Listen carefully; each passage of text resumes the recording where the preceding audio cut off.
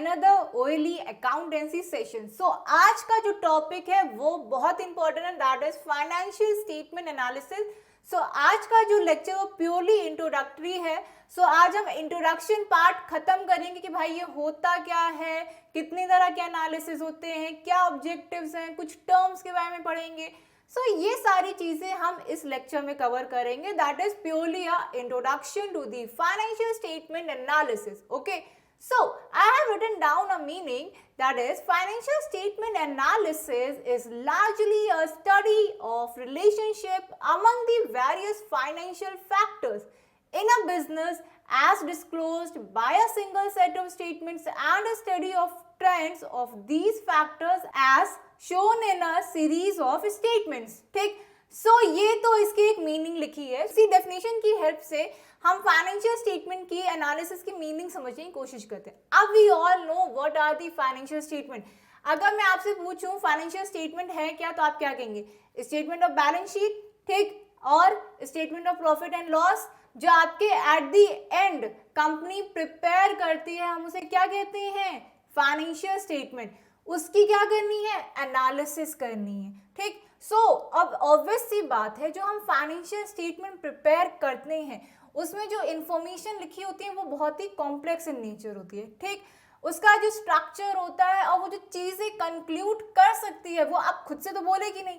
ठीक है, तो वो जो चीजें कंक्लूड कर सकती है उसको बताने के लिए हमें एनालिसिस करनी पड़ती है. हमें दिखाना पड़ता है कि whatever the business has prepared the financial statement, उससे क्या कंक्लूजन ड्रॉन हो रहा है रिगार्डिंग द कंपनी. ठीक है, so financial statement we all know it represent the business की फाइनेंशियल पोजीशन, उसकी प्रॉफिटेबिलिटी, उसकी ग्रोथ, ये सारी चीजें फाइनेंशियल स्टेटमेंट शो करती है. ठीक है, बट वो अपने आप से नहीं बोल सकती है. ठीक है, उसके खुद का वो उसके उसमें ऐसे टर्म्स नहीं होते हैं, या वो it is not self explanatory. उसे एक्सप्लेन करने के लिए, उसके कंक्लूजन इन्फ्रेंसेस ड्रॉन करने के लिए we need analysis and that analysis is called as financial statement analysis. ठीक है, ओके. सो यहाँ पे एक चीज हम समझ गए हैं, फाइनेंशियल स्टेटमेंट एनालिसिस की क्या मीनिंग है. इसमें हम सिंपली ये देखते हैं कि क्या फाइनेंशियल स्टेटमेंट की एनालिसिस कैसे करनी है, कितने तरह की एनालिसिस होंगी. ठीक है, किस तरह के टूल्स का यूज करके उन फाइनेंशियल स्टेटमेंट में से कंक्लूजन ड्रॉन करना है, ऑब्जेक्टिव क्या है. ठीक, इसके कुछ लिमिटेशंस है, तो लिमिटेशंस क्या है, यूजेस क्या है, these are the things that we will cover. ठीक है, सो मीनिंग तो यहाँ थोड़ी बहुत क्लियर होगी कि फाइनेंशियल स्टेटमेंट क्या है. एक स्टडी है रिलेशनशिप की among various financial factors of business. ठीक है, तो एक रिलेशनशिप क्रिएट करके दिखाना, एक रिलेशनशिप एस्टैब्लिश करके बताना कि बिजनेस के वेरियस फाइनेंशियल फैक्टर्स के बीच में क्या रिलेशन है, ग्रोथ हो रही है कि नहीं हो रही है, एसेट की वैल्यू में इंक्रीज हुआ है कि डिक्रीज हुआ है, लायबिलिटीज घट रही हैं कि बढ़ रही हैं, क्या बिजनेस के पास इतनी कैपेसिटी है कि वो पे ऑफ कर सकती है डेब्ट, क्या बिजनेस के पास इतनी पोटेंशियल है कि वो आगे ग्रो करेगा, क्या बिजनेस के पास इतनी पोटेंशियल है कि वो टाइम पर टैक्स दे सकता है, या क्या बिजनेस इस नेचर का है कि उसे गवर्नमेंट से सब्सिडी या किसी तरह की हेल्प की जरूरत है ताकि वो बिजनेस में बने रहे. ठीक है, मार्केट में थोड़ा ग्रो कर सके, कंपटीशन फेस कर सके. सो ये सारी चीजें एनालिसिस कहाँ से पता चलेंगी? फाइनेंशियल स्टेटमेंट खुद नहीं बताएगा, उसकी एनालिसिस करनी पड़ती है. अब जैसे आप और मैं पढ़ रहे हैं कि भाई कॉमर्स होती क्या है. ठीक, अभी हम किसी साइंस स्टूडेंट को अगर ले आए और उससे पूछें कि ये देखो बैलेंस शीट ये तुम्हारे सामने, क्या उसे पता चलेगा कि ये बैलेंस शीट क्या बता रही है? आप फिर भी एक हद तक चीजें समझ जाएंगे कि अच्छा ये चीजें इसमें ऐसे लिखी हुई हैं, एसेट्स इतने हैं, लायबिलिटीज इतने हैं, इसमें थोड़ा बहुत हमें पता चल रहा है कि हाँ बिजनेस कैसा चल रहा है. ठीक है, बट उसके लिए भी अगर आप बीइंग अ कॉमर्स स्टूडेंट भी आपको एक प्रॉपर एनालिसिस करना पड़ेगा ये पता लगाने के लिए कि बिजनेस की एक्चुअल पोजीशन क्या है. तो सोचिए कोई बाहर का अगर यूजर है, उसे अगर कंपनी के फाइनेंशियल स्टेटमेंट पढ़ के ये बताना है what's the actual status of the business, तो वो कैसे करेगा? वो फाइनेंशियल स्टेटमेंट एनालिसिस की हेल्प लेगा. ठीक है, so this is what financial statement analysis, जिसमें हम फाइनेंशियल स्टेटमेंट के एनालिसिस करते हैं, मतलब ये देखते हैं कि एक्चुअली में फाइनेंशियल स्टेटमेंट कंपनी के बारे में क्या बता रही हैं. ठीक है, आगे देखते हैं.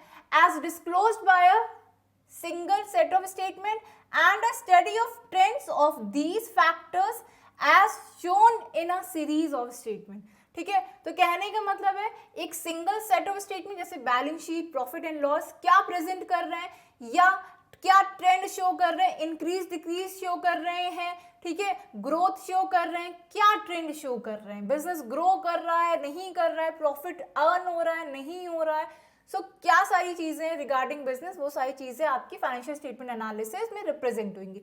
ठीक, ओके, सो ये तो हो गई मीनिंग क्लियर है। ठीक है, कॉम्प्लेक्स एंड ये जो आपकी एक टफ लैंग्वेज होती है, एक सिस्टमैटिक लैंग्वेज होती है फाइनेंशियल स्टेटमेंट की, उसको इंटरप्रेट करने का काम एक तरह से हम कह सकते हैं कि फाइनेंशियल स्टेटमेंट एनालिसिस में किया जा रहा है, जिसमें ये बताया जाता है कि what are the financial statements are telling, मतलब what are the financial statements are representing, क्या फाइनेंशियल पोजीशन उन फाइनेंशियल स्टेटमेंट से रिप्रेजेंट हो रही है बिजनेस की, इसके लिए वेरियस टूल्स हैं। ठीक, तो आज हम जो देख रहे हैं, सबसे पहले अब देख लेते हैं कि कितनी तरह के एनालिसिस किए जा सकते हैं, टाइप्स ऑफ एनालिसिस देख रहे हैं। ठीक है, सो यहाँ जो हम देखेंगे टाइप्स ऑफ फाइनेंशियल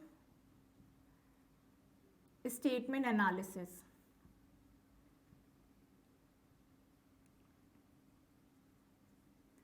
ठीक है, सो पहला एनालिसिस होता है एक्सटर्नल एनालिसिस। ठीक, so what is external analysis, मतलब कितने तरह के एनालिसिस हो सकते हैं हम ये देख रहे हैं। ठीक, हमें ये पता है कि हम यहाँ चैप्टर में पढ़ के आ रहे हैं फाइनेंशियल स्टेटमेंट की एनालिसिस। ठीक है, ओके, नाउ उसमें से हम एक एनालिसिस पढ़ रहे हैं एक्सटर्नल, मतलब कितने तरह के एनालिसिस किए जा सकते हैं। तो पहला है एक्सटर्नल एनालिसिस। सो कोई भी अगर एक्सटर्नल पार्टी है, अब एक्सटर्नल पार्टी क्या होगी, बैंक, फाइनेंशियल इंस्टीट्यूशन, गवर्नमेंट, अगर ये बिजनेस के फाइनेंशियल स्टेटमेंट का एनालिसिस कर रहे हैं, so this type of analysis external analysis. ठीक है, वो एनालिसिस कर रहे होंगे, वहां पे जो हम एनालिसिस दिखाएंगे वो अलग तरह की इंफॉर्मेशन होगी। ठीक है, जैसे बैंक्स अगर आपका फाइनेंशियल स्टेटमेंट एनालिसिस यूज करेंगे तो वो किस लिए कर रहे होंगे, वो फाइनेंशियल स्टेटमेंट का एनालिसिस कर रहे होंगे with the purpose to find out the credibility of the business, मतलब वो कितने क्रेडिबल है कि बिजनेस में कितनी ये कैपेसिटी है कि वो बैंक का लोन कब पे ऑफ कितना कर सकते हैं, इंटरेस्ट पे ऑफ कर सकते हैं कि नहीं। सो एक्सटर्नल एनालिसिस में हम क्या देखेंगे कि यहाँ आपके बैंक्स, फाइनेंशियल इंस्टीट्यूशन और गवर्नमेंट, ये सारे जब लोग, बाहर के लोग जब अगर फाइनेंशियल स्टेटमेंट एनालिसिस करते हैं बिजनेस का, उस केस में ये एक्सटर्नल एनालिसिस कहलाएगा।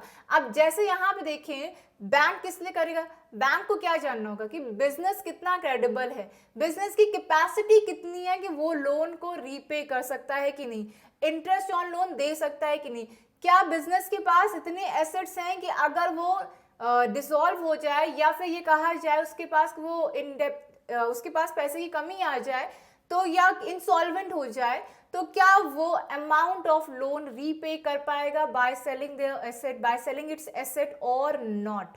ठीक, सो यहाँ पे ये हो गया एक्सटर्नल एनालिसिस। जैसे बैंक बैंक फाइनेंशियल एनालिसिस करता है सो दैट उसे पता चल सके कि बिजनेस को लोन देना चाहिए कि नहीं। इसी तरह गवर्नमेंट का अपना एक पर्पस होता है, ठीक है, अलग फाइनेंशियल इंस्टीट्यूशन का अलग। तो बिजनेस के बाहर के लोग जो भी एनालिसिस करते हैं रिगार्डिंग फाइनेंशियल स्टेटमेंट, उसे हम एक्सटर्नल एनालिसिस कर सकते हैं।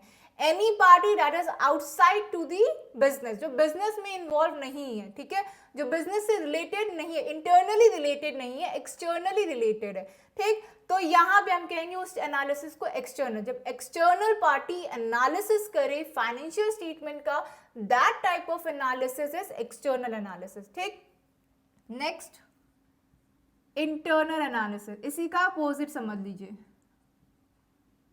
ठीक है, अभी कहा था ना बिजनेस की एक्सटर्नल पार्टी, अब जब बिजनेस की जो इंटरनल, बिजनेस की इंटरनल पार्टी कौन है, management, board of directors, share holders. ठीक है, सो जब बिजनेस की इंटरनल पार्टी, ठीक है, आपके क्या कहते हैं फाइनेंशियल स्टेटमेंट का एनालिसिस करे, that is internal analysis. Clear, next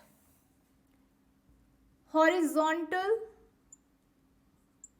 analysis.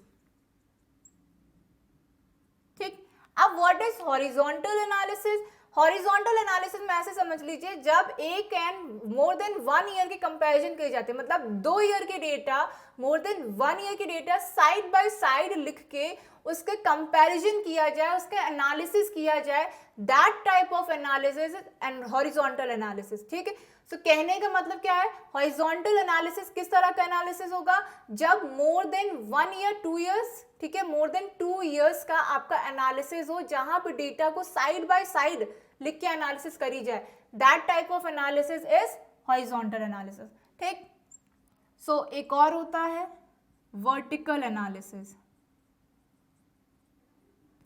So what is vertical analysis, जब सिंगल ईयर का एनालिसिस होता है, ठीक है, जैसे कि सिंगल ईयर में क्या लिक्विडिटी रही, कितनी प्रॉफिटेबिलिटी रही, क्या बिजनेस की कैपेसिटी थी, कितना प्रॉफिट अर्न किया, क्या अभी हालात हैं बिजनेस के करेंटली, सो वो वर्टिकली एनालिसिस, बस सिंगल ईयर की जब देख रहे हैं। तो जब सिंगल ईयर का हम देखेंगे कि सिंगल ईयर में क्या मतलब एक करंट ईयर में अगर देखा जाए कि क्या बिजनेस की स्टेटस है, दैट इज वर्टिकल एनालिसिस। ठीक है, सो यहाँ भी 4 तरह के एनालिसिस पढ़े। एक्सटर्नल, जब external party of the business analysis करती है फाइनेंशियल स्टेटमेंट का, that is external analysis. Internal, जो आपके मैनेजमेंट को रिक्वायरमेंट होती है फाइनेंशियल स्टेटमेंट एनालिसिस की, कि मैनेजमेंट कैसा चल रहा है, बिजनेस में ग्रो हो रही है कि नहीं, प्रॉफिट अर्न हो रहा है कि नहीं, एसेट्स खरीदने हैं तो कितने खरीदने, क्यों खरीदने हैं। ठीक है, सो इस तरह के एनालिसिस मैनेजमेंट को जरूरत पड़ती है, तो that kind of analysis is financial statement की आपकी इंटरनल एनालिसिस होगी। नेक्स्ट हॉरिजॉन्टल, जब 2 से ज्यादा ईयर की हम फिगर्स को कंपेयर करते हैं साइड बाय साइड लिखकर फाइनेंशियल स्टेटमेंट के। ठीक है, जब 2 से ज्यादा, जैसे करंट ईयर और प्रीवियस ईयर के डेटा लिख लिए साइड बाय साइड एंड उनका हो रहा है कंपैरिजन। ठीक, सो दिस काइंड ऑफ आपका एनालिसिस हॉरिजॉन्टल एनालिसिस हो गया, जब ईयर वाइज एनालिसिस कर रहे हैं। ठीक है, तो ये हॉरिजॉन्टल एनालिसिस हो गया। और वर्टिकल एनालिसिस मतलब सिंगल ईयर का जब आपका एनालिसिस किया जाए, दैट इज आपका वर्टिकल एनालिसिस। ठीक है, अब इसमें एक चीज और है, 2 concept, intra firm analysis and inter firm analysis. Okay, so intra firm analysis में क्या होगा, जब विद इन दी फर्म कोई एनालिसिस करी जाएगी, that is intra firm analysis. For example, एक ईयर का डेटा दूसरे ईयर की डेटा से कंपेयर किया गया, ठीक है, तो वो आपका इंट्रा फर्म एनालिसिस हो गया। ठीक, तो इसे हम टाइम सीरीज भी एनालिसिस कहते हैं। और इंटर फर्म एनालिसिस, जब एक फर्म की कंपैरिजन दूसरे फर्म के कंपैरिजन किया जाए सेम टाइम पीरियड के लिए, देन हम उसे इंटर फर्म एनालिसिस, मतलब एक फर्म का कंपैरिजन दूसरे फर्म से हो रहा है। ठीक है, टाइम पीरियड सेम होगा, ठीक है, कंपैरिजन सेम होना चाहिए, दोनों ने मेथड सेम अडॉप्ट करे हो तभी कंपैरिजन पॉसिबल होगा। तो इंट्रा फर्म मतलब फर्म के अंदर का एनालिसिस, इंटर फर्म मतलब एक फर्म का दूसरे फर्म से कंपैरिजन।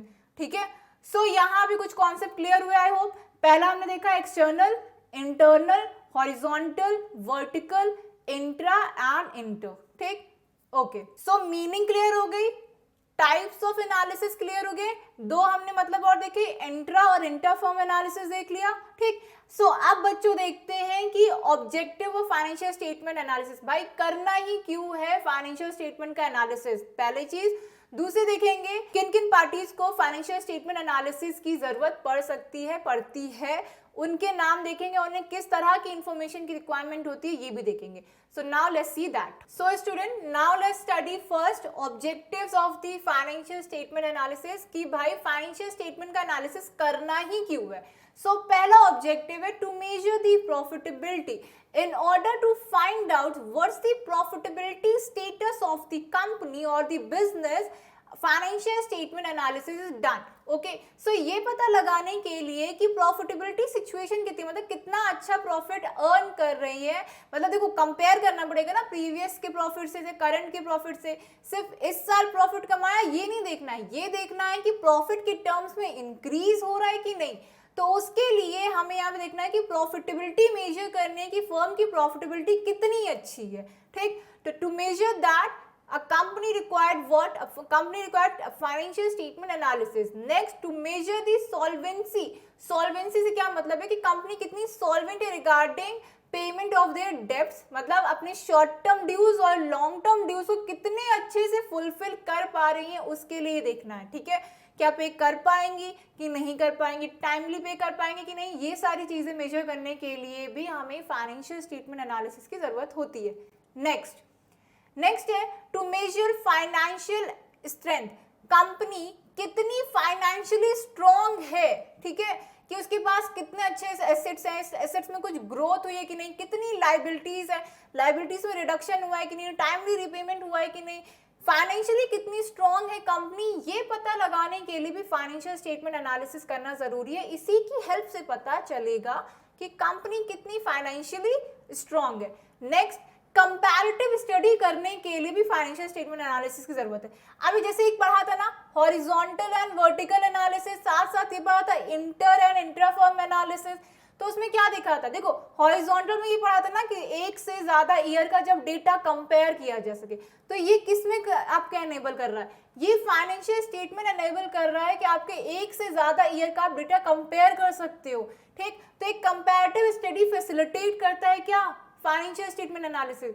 साथ ही साथ एक फर्म का डेटा जब दूसरे फर्म के डेटा से कंपेयर करना हो तो भी हम फाइनेंशियल स्टेटमेंट एनालिसिस का यूज करते हैं, ठीक। Next, to measure the capability of repayment of loan, payment of interest and dividend, ये भी मेजर करने में फाइनेंशियल स्टेटमेंट एनालिसिस हेल्प करते हैं कि फर्म अपना लोन रीपे कर पाएगी कि नहीं, अपनी इंटरेस्ट और डिविडेंड, इंटरेस्ट किस पे, लोन पे इंटरेस्ट पे करती है, और इक्विटी शेयर होल्डर को क्या मिलता है, डिविडेंड, और प्रेफरेंस शेयर होल्डर को भी, ठीक। तो क्या इस पेमेंट को पे करने के लिए कंपनीज केपेबल है कि नहीं, कितने केपेबल है, ये भी पता किससे चलता है, फाइनेंशियल स्टेटमेंट एनालिसिस से। नेक्स्ट, यूजफुल इंफॉर्मेशन, मैनेजमेंट को कोई भी इंपॉर्टेंट इंफॉर्मेशन चाहिए रिगार्डिंग बिजनेस की सोर्सेज अगर यूटिलाइज हुए तो भाई कहाँ यूटिलाइज हुए हैं, ठीक। कंपनियां ग्रो कर रही है तो कहाँ ग्रो कर रही है, कितना प्रॉफिट यहाँ हो रहा है, अगर लॉस हुआ है तो किस कहाँ पे हुआ है, किन एक्टिविटीज की वजह से हुआ है, या ऐसी कौन सी जो पॉलिसीज जो एडॉप्ट करी गई है मैनेजमेंट में, क्या वो प्रॉफिटेबल है भी कि नहीं, क्या उन्हें कंटिन्यू करना चाहिए कि नहीं करना चाहिए। सो ये सारी डिसीजन लेने के लिए मैनेजमेंट को चाहिए इंफॉर्मेशन, एंड वो इंफॉर्मेशन प्रोवाइड करती है कौन, financial statement analysis, okay. So these are the objective with which the financial statement analysis is done. इन सभी कारणों की वजह से, इन सभी रीजंस की वजह से फाइनेंशियल स्टेटमेंट का एनालिसिस किया जाता है। So these are the objective. Now let's see what, now let's see the parties that are interested in the financial statement analysis. किन पार्टीज को इंटरेस्ट है कि फाइनेंशियल स्टेटमेंट एनालिसिस उनको जरूरत पड़ती है, ठीक है। सो ये जो आपकी पार्टीज इंटरेस्टेड है फाइनेंशियल स्टेटमेंट एनालिसिस में, ये एक तरह से इंपॉर्टेंस में भी आप लिख सकते हैं कि इन लोगों की वजह से फाइनेंशियल स्टेटमेंट एनालिसिस किया जाता है, क्योंकि it serves to these people, ठीक है। सो पहला है मैनेजमेंट। अभी जैसे मैनेजमेंट को बताया था कि मैनेजमेंट को इंफॉर्मेशन चाहिए होती है रिगार्डिंग टेकिंग डिसीजन, ठीक है। तो अगर मैनेजमेंट को इंफॉर्मेशन चाहिए रिगार्डिंग दी कंपनी की प्रॉफिट अर्न हुआ तो कितना हुआ है, ठीक है, ग्रोथ हो रही है तो कितनी हो रही है, किस क्या ट्रेंड चल रहा है बिजनेस में, सो इन सब का पता लगाने के लिए फाइनेंशियल स्टेटमेंट एनालिसिस की जरूरत है। So management is that's why interested in the financial statement analysis. Second, investors. Investors को तो भाई ये देखना है कि पैसा लगा सकते हैं कंपनी में कि नहीं, कंपनी में ग्रोथ एंड प्रॉस्पेरिटी है भी कि नहीं, कंपनी आगे ग्रो करेगी तो वो पैसा लगाना चाहेंगे। तो फॉर दैट टू जज this capability of the business, ये उन्हें चाहिए होता है क्या, फाइनेंशियल स्टेटमेंट एनालिसिस का इन्वेस्टर यूज करते हैं टू जज whether to invest in some business और नॉट, ठीक। Next, creditors. क्रेडिटर्स फर्म को, आपको देखो फर्म के लिए क्रेडिटर्स दो तरह के हो सकते हैं, लॉन्ग टर्म और short term,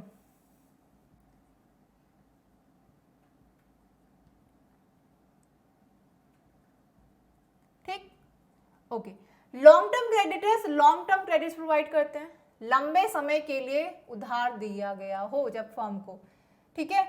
it can be bank, financial institution. और शॉर्ट टर्म क्रेडिटर प्रोवाइड करते हैं शॉर्ट टर्म क्रेडिट, छोटे समय के लिए जब उधार दिया गया। तो यहाँ पे हम यूजुअली 1 ईयर की बात करते हैं, लॉन्ग टर्म में हम 1 ईयर से ज्यादा की बात कर रहे होते हैं, ठीक है। सो यहाँ पे हम देखते हैं कि क्रेडिटर्स आपका क्रेडिट फर्म को कब प्रोवाइड करेंगे, जब फर्म की क्रेडिबिलिटी, सॉल्वेंसी अच्छी होती है। एंड ये उनको इंफॉर्मेशन कहाँ से मिलेगी भाई, फर्म की क्रेडिबिलिटी, फर्म की सॉल्वेंसी पता करने के लिए उन्हें चाहिए फाइनेंशियल स्टेटमेंट एनालिसिस, ठीक, without that they are not willing to give the credit to the firm. अगर फर्म की क्रेडिबिलिटी अच्छी होगी, फर्म की credibility, solvency, financial statement analysis में अच्छी शो हो रही होगी, they are willing to provide the credit to the firm, whether on the long term basis अगर प्रोवाइड करना है या शॉर्ट टर्म बेसिस। अब लॉन्ग टर्म में आपको जैसे बैंक्स आ जाती हैं, फाइनेंशियल इंस्टीट्यूशन आ जाती हैं, ये सब बताया था वही सब, ठीक। और शॉर्ट टर्म में क्रेडिटर्स आ जाते हैं, ठीक है। अब जैसे उधार में कंपनी को गुड्स खरीदने, ठीक है, तो अब सप्लायर यहाँ देखेगा कि अच्छा नहीं ये कंपनी अच्छी है, मतलब यहाँ से हमें पेमेंट टाइमली मिल जाता है, एंड क्या कहते हैं इनकी स्ट्रेंथ भी फाइनेंशियली अच्छी है, ठीक है, फाइनेंशियली स्ट्रॉन्ग कंपनी है, एंड इनमें छोटे मोटे पेमेंट्स या बड़े बड़े पेमेंट्स भी कभी फंसते नहीं है। सो ये दिखा रहे हैं कि कंपनी कितनी सॉल्वेंट है, वो अपनी ड्यूज कितने अच्छे से क्लियर कर ली जाती है, ठीक है। सो इसी तरह बैंक भी देखती है, बैंक ये देखेगी कि हाँ कंपनी अपने पुराने इंटरेस्ट या प्रीमियम या आपके लोन रीपेमेंट कब कितने समय में कर पा रही है, ये सारी चीजों को देख के जज करेगी कि अब लोन प्रोवाइड करना है कि नहीं प्रोवाइड करना है, ठीक है। Now next government financial statement analysis क्या करती है, समटाइम्स ऐसा भी होता है गवर्नमेंट जो होती है डोमेस्टिक बिजनेस को प्रमोट करती है, उन्हें क्या कहते हैं खत्म नहीं होने देती है। तो ये आइडेंटिफाई करने के लिए कि किन बिजनेस को सब्सिडी की जरूरत है, फाइनेंशियल हेल्प की जरूरत है, गवर्नमेंट को चाहिए होता है financial statement analysis to help out the business that are sinking, ठीक है। सो वो बिजनेस जो डूब रहे हैं, जिनको गवर्नमेंट की एड की जरूरत है, गवर्नमेंट की एड की प्रोवाइड करने के बाद वो थोड़े ग्रो कर सकते हैं, तो to save the domestic business in the country government need what, financial statement analysis to identify which business require the financial aid or subsidies or not, ठीक है। नेक्स्ट फाइनेंशियल इंस्टीट्यूशन, अभी जैसे यहाँ बताया था कि बैंक्स फाइनेंशियल इंस्टीट्यूशन, ठीक है, कोई भी अदर बैंक के अलावा अगर कोई भी फाइनेंसिंग इंस्टीट्यूशंस है वो लोन प्रोवाइड करती है, तो उसे भी क्या जानना होता है कि भाई कंपनी कितनी सॉल्वेंट है, कंपनी की कैपेसिटी टू पे द लोन, टू पे द इंटरेस्ट कितनी स्ट्रॉन्ग है, ठीक है। पुराना इसमें भी देखेगी कि पुरानी कंपनी की कैपेसिटी कितनी, करंट कैपेसिटी कितनी है, ठीक है, और आगे यहाँ कंपनी के ग्रोथ रेट क्या है, तो उसी के अकॉर्डिंग तो लोन प्रोवाइड होगा। अब ये सारी चीजें डिपेंड कौन करेगा, फाइनेंशियल स्टेटमेंट एनालिसिस, ठीक। So that's why financial institutions are interested in the financial statement analysis. Next, employees. अब भाई employees financial statement analysis में क्यों interested है, employees को ये जानना रहता है कि क्या उन्हें इस साल बोनस मिलेगा, नहीं मिलेगा, क्या वो सैलरी इंक्रीमेंट एक्सपेक्ट कर सकते हैं, नहीं कर सकते हैं, इसके लिए वो गो थ्रू करते हैं फाइनेंशियल स्टेटमेंट एनालिसिस, ठीक है। सो यहाँ पे हम कह सकते हैं कि फाइनेंशियल स्टेटमेंट एनालिसिस के थ्रू एम्प्लॉयज भी जज करते हैं कि कंपनी कितनी केपेबल है, कंपनी में ग्रोथ कितनी हो रही है, ठीक है, वहाँ पे उनके कितने चांसेस हैं कि वो बोनस डिमांड कर सकते हैं, सैलरी इंक्रीमेंट डिमांड कर सकते हैं, ठीक। नेक्स्ट है taxation authorities. Taxation authorities interested होती हैं कंपनी के फाइनेंशियल स्टेटमेंट एनालिसिस में ये देखने के लिए कि कंपनी अपने लीगल लॉस एंड प्रोविजंस को फॉलो करते हुए स्टेटमेंट प्रिपेयर कर रही है, टैक्स टाइमली भर रही है कि नहीं, उसी के अकॉर्डिंग टैक्स आपकी पेमेंट हो रही है कि नहीं। तो इन सब इंफॉर्मेशन के लिए taxation authorities are interested in the financial statement analysis. So अभी हमने आज के लेक्चर में काफी चीजें कवर करी, एक इंट्रोडक्टरी पार्ट और हम लेंगे इसमें फाइनेंशियल स्टेटमेंट एनालिसिस में, ताकि हम बाकी चीजें भी कवर कर सके। But for today that's all for today's lecture. Thank you class.